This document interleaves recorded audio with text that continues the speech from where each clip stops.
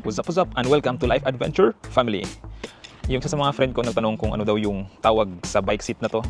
So yun, sa video na to, i-share ko at i-explain, i-share kung anong klaseng bike seat to na ginamit namin for the past year. At madami na kaming adventure na ni Miles at ni Miguel sa gamit tong bike seat na to. Hindi siya perfect, may mga problem siya or concerns na ginawan ko ng solution.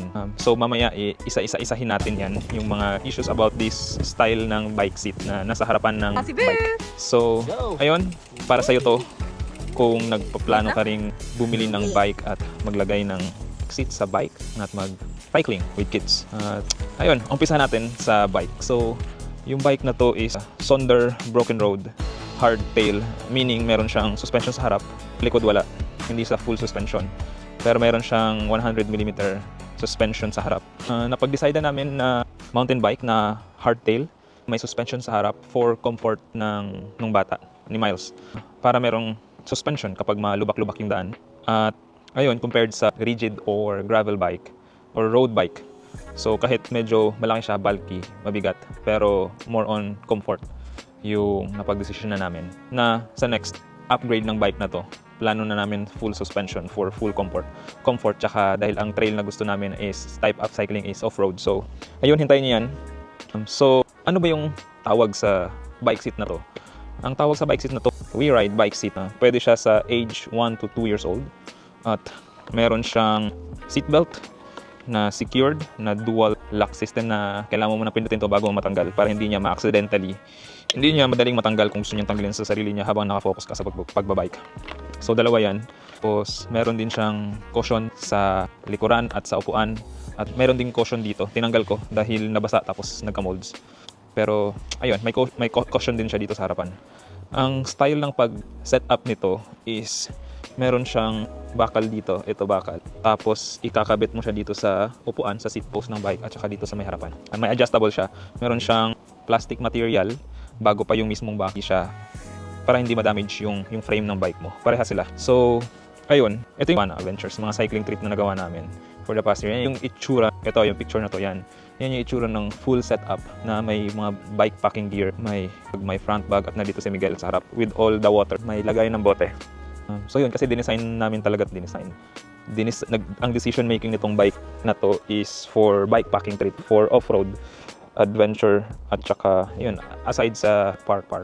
Yun, dinesign talaga namin to for a big adventure na hindi namin natuloy. Pero nakapagtuloy pa rin kami ng another bike packing trip. So, ano ba yung mga issue? Ano yung problems itong WeRide? Pero kahit may mga problem siya, bago ko i-tackle yung problems, i-recommend ko pa rin ba to kasi nag-next level na kami na style ng bike seat. Nandito siya, hindi na ganitong style, ibang next level na kasi ano na siya, graduate na sa bike seat na to. Marirecommend ko pa rin to kung meron pa akong isang mas maliit pa, mga 1-year-old, kay Gabriel paglabas niya. Ito pa rin yung gagamitin namin. Nag-level up na kasi si Miguel. So bago ko to baklasin itong bike seat na to, yun, i-share ko.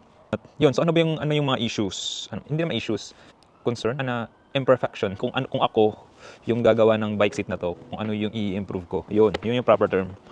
So, una, ang ginawa ko sa bike na to is, ang in-adjust ko is itong part. So, itong part na to, ito bakal to, hanggang dito. May isa pang bakal na ganito. Connected talaga yan. Itong bakal na to, binili ko to sa hardware shop. Ginawa ko siya na tinanggal ko pa yung isang bakal dahil sa bigat. So, yun yung isang problem. Mabigat masyado itong bakal na to. Siyempre, ginawa nila yun para sa matibay, para mapagkakatiwalaan.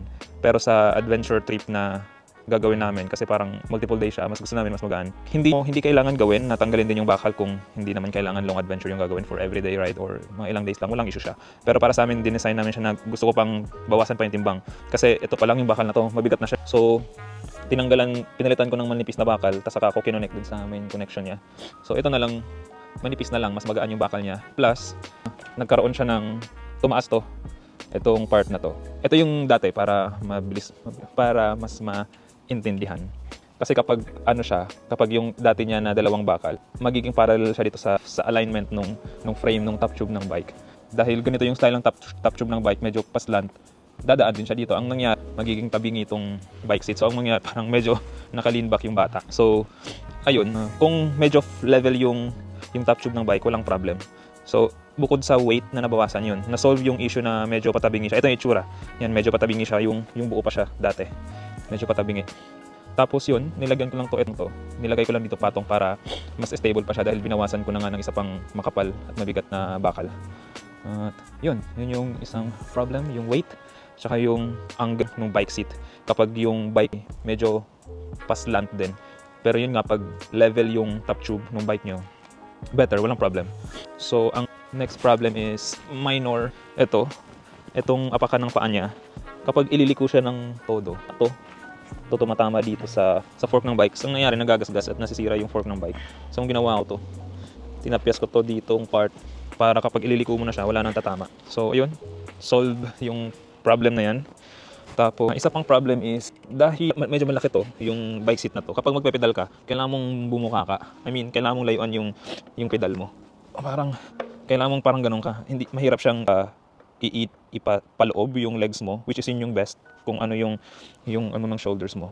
Kailangan mo manatabingi ka para kang peke, parang ganun. Kasi tatama yung tuhod mo dito sa bike seat. So, kailangan mo mag-adjust. Pag isang araw lang, walang problem. Tsaka park lang. Pero kapag multiple days nga, ginawa namin nun, 10 days ata yun, nagbike kami.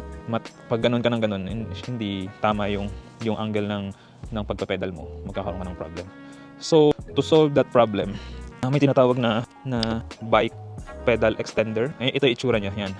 Para lalayo yung pedal, magkakaroon ng distance yung pedal outward, parang ganun.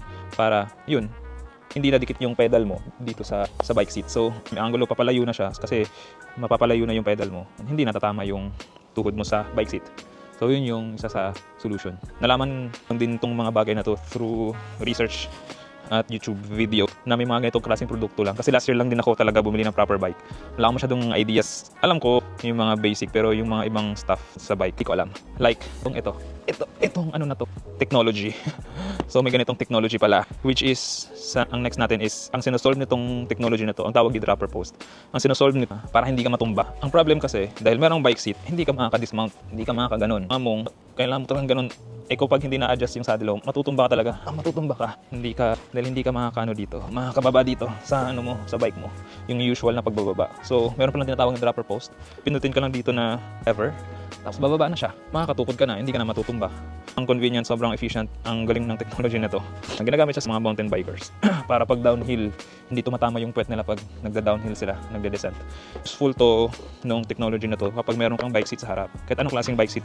Kasi nga, hindi ka makaganon na pagbaba sa bike. Ang tendency, matutumba ka. So, ayun, dropper post ang answer. Kasi nung binili ko tong bike na to, wala tong dropper post. Fix yung yung post niya dito. Anong tawag na? Basta yun. So, in-upgrade post yun, yung seat post niya. In-upgrade ko to at pinalitan ko to ng dropper post. Ayun, yun yung mga main ideas na ginawa namin para maging comfortable at magawa nung bike na to yung gusto naming mangyari. Yung mga plano namin. Nilagyan namin siya so ito yung itsura nung bike nung wala pa siya. Ito yung itsura. Tas ito naman yung itsura nung full bike packing setup na kami. Tapos ayun, binilhan namin siya ng rack. Nilagyan ko ng siya bulsa sa gilid. Usually ang end up dito diaper na gamit magkabilaan. Tsaka minsan sa isang side pagkain or tubig, ganun. Tapos nilagyan din namin ng putik fender para ayaw na namin problemahin yung pag masyadong maputik yung daan. At ayun, frame bag. Ginawan din namin to ng frame bag tsaka ng front bag. So, ayun. Ang tanong kung saan namin nabili tong WeRide. Merong official website yung WeRide UK. Pwede kayong bumili doon. Alam ko nasa 100 plus yung original ito. 120 yung original price niya. Pero kami mostly lahat ng mga gamit namin 80% second hand. Pati tong bike second hand namin itong nabili. Sa second hand market, sa Facebook Marketplace, eBay or Vinted, nasa 25 to 40 depende sa condition ng bike seat. Ito nabili namin to ng 30. Bumili pa nga kami ng 30 pounds din. No WeRide. Binenta na namin yun. Tinest lang kasi namin yung isang style na yun. Yung iba. Yun basta. Yun. So, ayun. Yung bike setup namin nung nag-bike packing kami last year na pero binild namin tong setup na to para sana sa top to bottom ng UK na hindi nga natuloy. Tapos, ayun. Ito yung bike setup kung interested kayo. Nilagyan ko pa nga to ng 1, 2, 3. Nilagyan ko pa to ng may mini mirror. Para minsan, tinitignan ko si Miles. Kung nakikita ko siya dito. Nakikita ko siya dyan. Kung ano nang ginagawa niya at ano itsura niya. Meron din tong bell. Ayan. Binilhan din namin ng bell. Tapos ito yung next na bike seat niya. Ito yung current na gamit namin. Kids Ride Shotgun. Ganitong klaseng style. Walang sandalan at wala ng seat belt. Kasi confident kami na kaya na niyang safe na siya, secured na siya sa ganitong klase ng bike seat. At ayun, may sarili din siya ng handlebar. May naalala ako. Ang isa sa pinakamaganda sa WeRide is itong headrest, head support niya, or parang yun, mini table. Dahil dito siya nakakatulog pag nagbabike kami. As in, pag naantok na siya sa hapon, bagsak talaga siya dito habang nagbabike. Kasi syempre umaalog, tas moving, katulog siya. Kasi problem ko na siya dito sa Kids Ride Shotgun. Walang ganun. Hindi siya nakakatulog kahit antok na siya. Wala siyang sandalan. Ang gagawin ko, so yung problem na yan, susolusyonan ko, gagawin ko to, tatanggalin ko to, tas i-combine ko siya dito. Ilalagay ko siya dito kapag patulog na, kapag hapon na. Si-set up ko sa dyan na Kids Ride Shotgun siya na para siyang WeRide. Pag hapon, ididikit ko dito kakabit. Meron na siyang headrest. So makakatulog na siya. Kasi pag nasa adventure trip kami, kahit nasa bike siya, hindi siya nakakatulog kung wala siyang sinasandalan. Kasi pag nakatulog na siya, nilalapag na namin siya. Yan yung video ko paano namin sinet up yung bike na to for adventure trip. Or kahit mga park lang, walang problem naman. Mostly yun yung nagiging ending niya. Nakaka-adventure lang kami kapag meron kaming nakaplano na trip. So, ayun. Thank you for watching.